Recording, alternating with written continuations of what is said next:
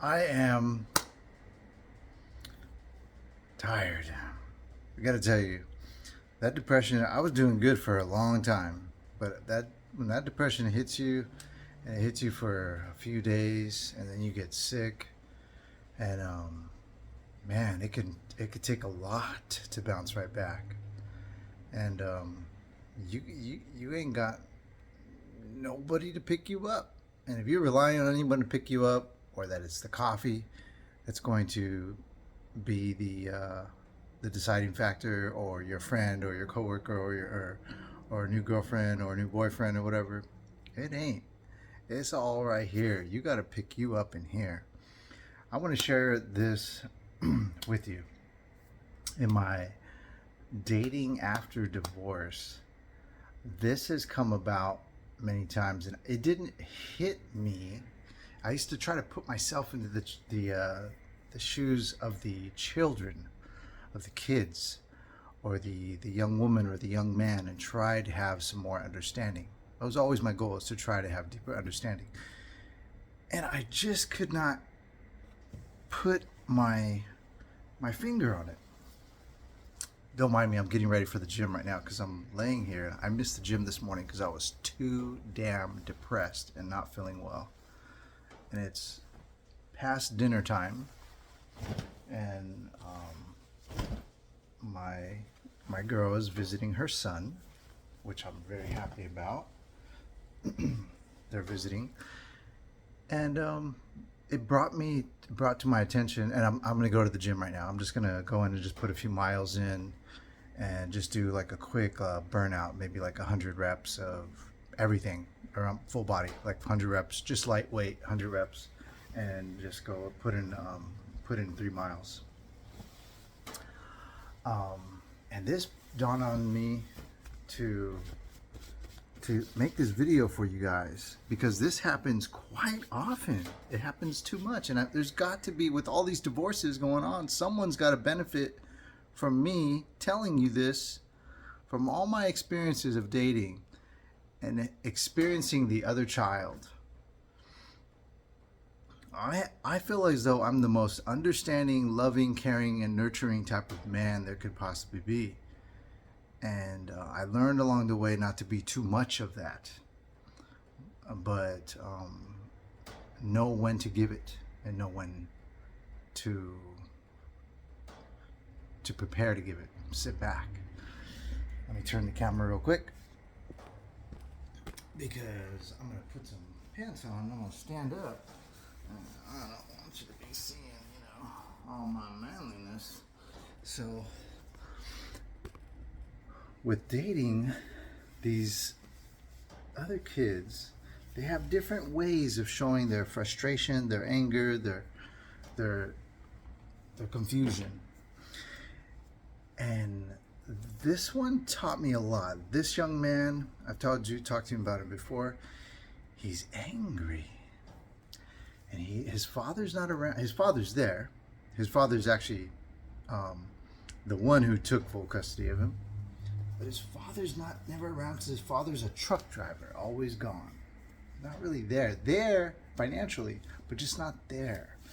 So then you have the mother that wants to be there, and was financially suppressed. Same story as me and many of you guys. Financially suppressed. You know,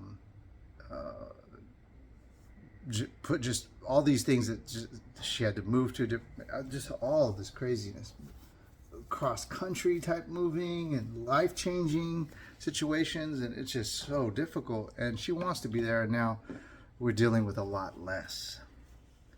So it's hard because we have to flip the bill for everything, but now we have so much less. And just trying to recover from all that and trying to get your life back together again can be challenging, to where and all you ever want to do, and all you ever, no matter the woes, the ways and woes of life, you want to be with your child. And so she's with her child right now. She's with her son, and she's visiting him, and I think that's beautiful.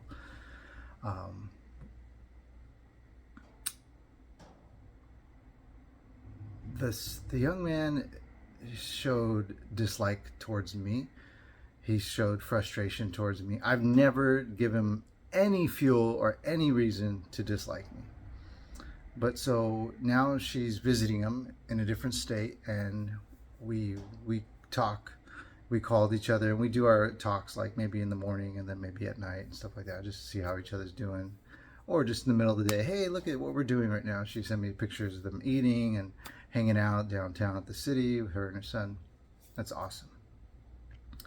And then so we were talking, and he came up while she was talking to me on the video, and he expressed anger, and he got angry and got a little loud, and she's like, whoa, like, why are you so angry? It was so much more this, so much so that she actually responded to his anger this time. And then she went to the other room and said, like, he's really, really angry because I'm talking to you. And this is nothing new for us. And many times, just make peace. Okay, we'll get off the phone and go be with him. We can't fix everybody, right? We want to. I want to, like, oh, let me try to fix this, right? But that's what ruined our relationships, right? Our marriages. Always wanting to be the fixer, right? Taking the abuse and then taking your kindness for weakness.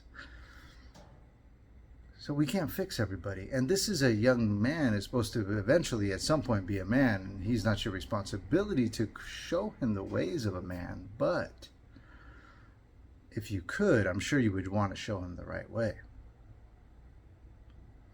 Now, and this has happened with a young lady before too. So they have a different way of doing it though.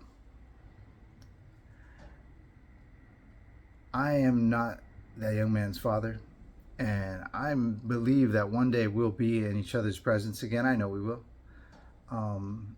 because I always keep peace, and he hates the fact that I'm like at peace. He tries to piss me off, and I don't care for it.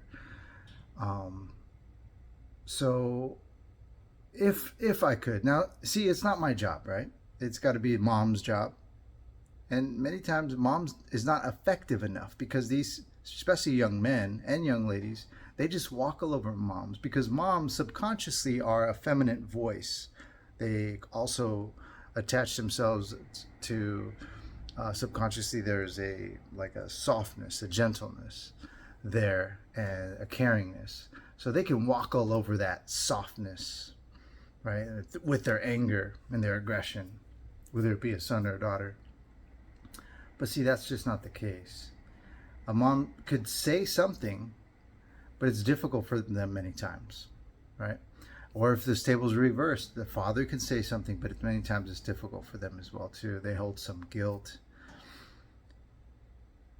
If I could sit in front of these kids, if I could sit in front of this young man, and maybe if any and all of us that are therapists can sit in front of these young kids, you can see that the anger is really not directed at us.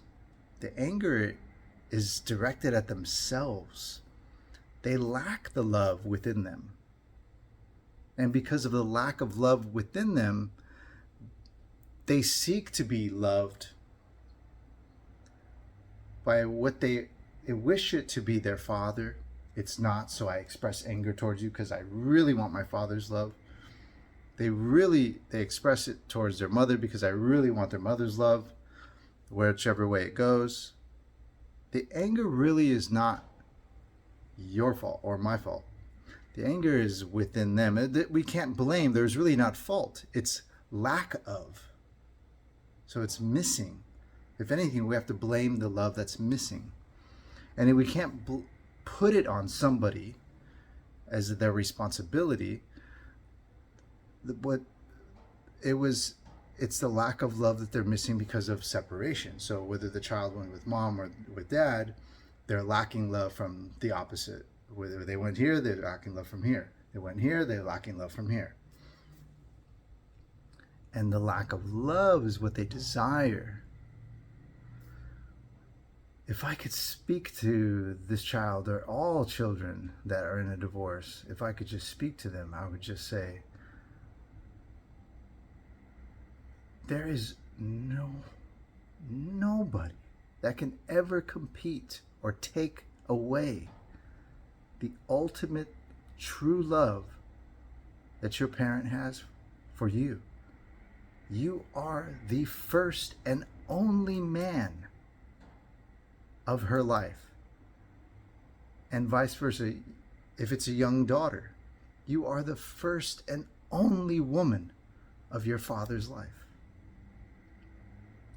There is no competition. No one's taking this away from you. Your parent seeks love, and someone seeks love from your parent. Remember that little bit of love that they give, it's just a little bit of love that they may give to maybe their craft, maybe their passion, maybe their partner. This little love is just a natural process of humanly loved outward. And it just so happens to be for this person a little bit. But their true, ultimate core of love from within them, that is part of them, is you. You, young man. You, young woman. Nobody's taking your father away. Nobody's taking your mother away. You are the first and only man for her. You are the first and only woman for her. No one's taking your mother away. No one's taking your father away. No one's taking your parents away. Nobody. They love you, ultimately.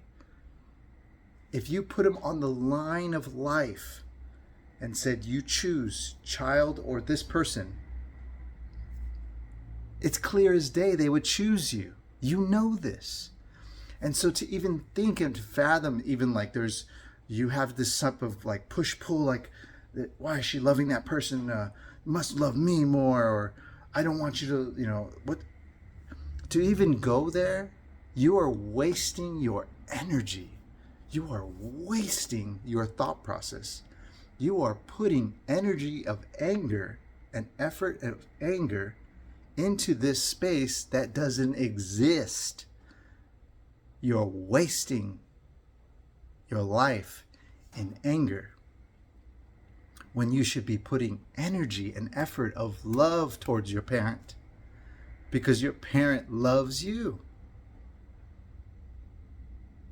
You have a passion. You will one day marry. You will one day fall in love. You will one day have a craft of your own. You will one day have an abundance amount of love for yourself. Who are we to say that you must isolate your love to only one space and this only? You must blossom.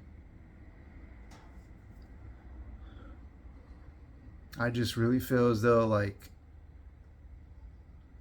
it goes way deeper than we understand. It's a generational thing.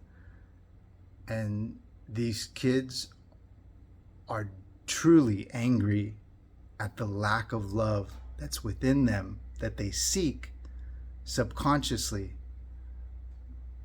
by hating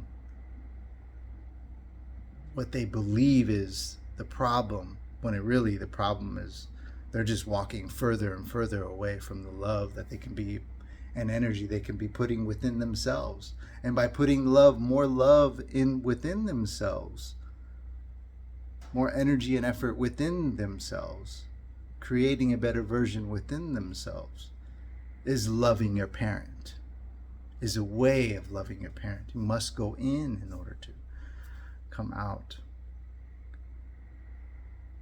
If all you are giving is hatred and anger, I tell you, and I've heard this many times from women that I've dated, the more and more that you are constantly making it more difficult and challenging, it's really hard for a parent to connect the dots.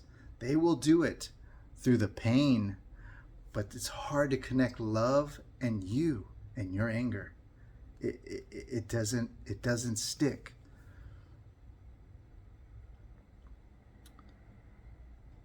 Love you.